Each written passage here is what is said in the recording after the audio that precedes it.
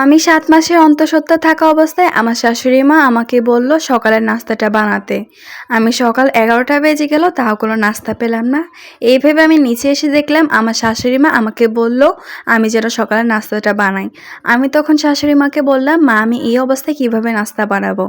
শাশুড়ি মা আমাকে জবাব দিল যে, "আমরা তোমার অবস্থায় থাকতে ১০ জনের রান্না নিজেরা একা রান্না করতাম।" শাশুড়ি মা আমার ওপর এই অত্যাচারটা চালালো কেননা আমি পালিয়ে বিয়ে করেছি।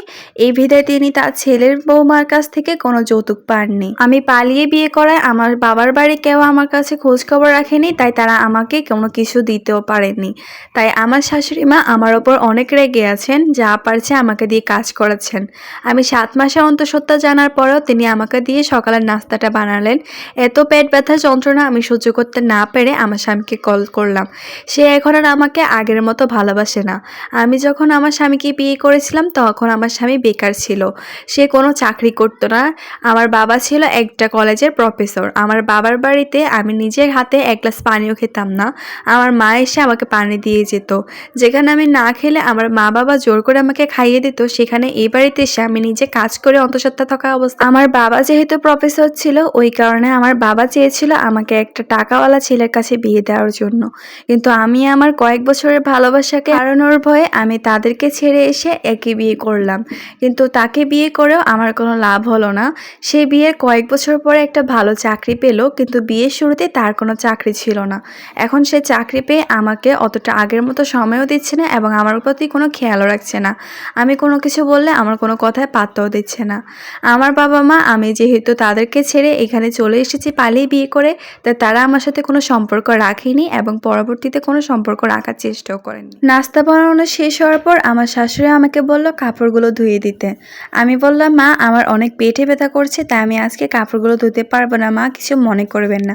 উনি আমাকে বলল, "তোমাদের যত বাহানা, আমরা আগে কোনো কাজ করিনি, তুমি নিজে কোনো কাজ করতে পারবে না, আমাকে দিয়ে করাতে চাও, এটা বলে নাও আগে।" তারপর আমি মাকে বললাম, "ঠিক আছে মা, তাহলে আমি আগে নাস্তা করে নিই, তারপর আমি কাপড়গুলো ধুয়ে দেবো।" শাশুড়ি মা আমাকে বলল, "আগে কাপড়গুলো ধুয়ে নাও, তারপরে খেও, কেননা আগে খাওয়ার পর কাজ করতে গেলে তোমার আলসেমি ধরে যাবে। সংসারের সব যাবতীয় কাজ করতে করতে আমার চেহারাটা কিরকম ফিকে হয়ে গেছে, তাই এখন আর আমার স্বামীর আমাকে ভালো লাগে না।" আমি যখন আমার স্বামীকে বললাম যে আমি অন্তঃসত্ত্বা, তখন সে আমাকে বলল, "তোমাকে কে বলেছে আমার পারমিশন ছাড়া এখন বাচ্চা নিতে?" আমার স্বামী আমাকে বলল আমি যেন কালকে গিয়ে বাচ্চাটা অ্যাবর্শন করে আসি। আমি আমার ভালোবাসার প্রতীককে মোছাতে চাইনি, তাই আমি বললাম আমি অ্যাবর্শন করাবো না। আমার স্বামী আমাকে এ নিয়ে অনেকবার গায়ে হাতও তুলেছিল, আমাকে কোনো এক্সট্রা কেয়ার তো করেনি, উল্টে বাড়ির কাজ সব আমার হাতে দিয়ে করিয়েছিল। ফ্রিজ থেকে পানি পড়ে ফ্লোরে জমা হয়েছিল, আমি এটা খেয়াল করিনি, সেখানে পিছলা খেয়ে আমি পড়ে যাই এবং কষ্টে কাতরাচ্ছিলাম। সেই সময় আমার শাশুড়ি মা একজন প্রতিবেশীর সাথে গল্পে মাত্রা ছিল। আমার শাশুড়ি মা আমার চিৎকার শুনে প্রতিবেশীকে নিয়ে আমার কাছে এসে বলল আমি নাকি কোন নতুন নাটক শুরু করে দিয়েছি।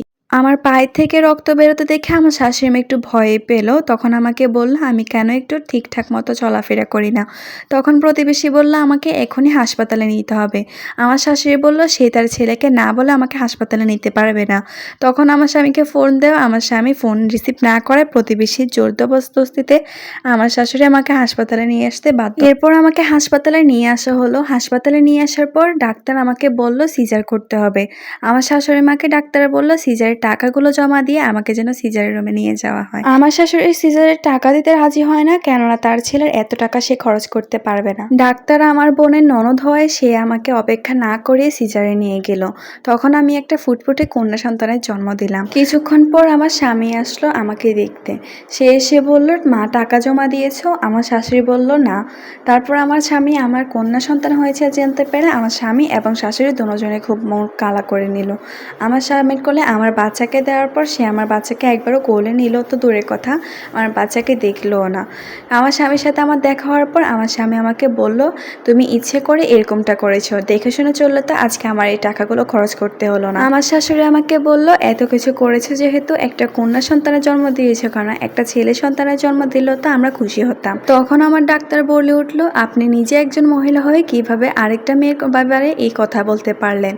আমার স্বামী এখান থেকে রাগ করে চলে গেল। ও বলল, "এই সন্তানের সে দায়িত্ব নিতে পারবে না। কিন্তু আমার শাশুড়ি মা এখান থেকে যেতে পারলো না। তার আমার মেয়ের প্রতি একটু মায়া হলো, যতই হোক তার বংশধর এবং তার নাতনি বলে কথা। আমার শাশুড়ি মা আমার মেয়েকে কোলে নিয়ে চুমু দিয়ে বলল, আমি কেউ এই মেয়েকে না পালুক, আমি নিজে এই মেয়েকে বড় করে তুলব। তখন আমার নিজেরও চোখে অশ্রু চলে আসলো।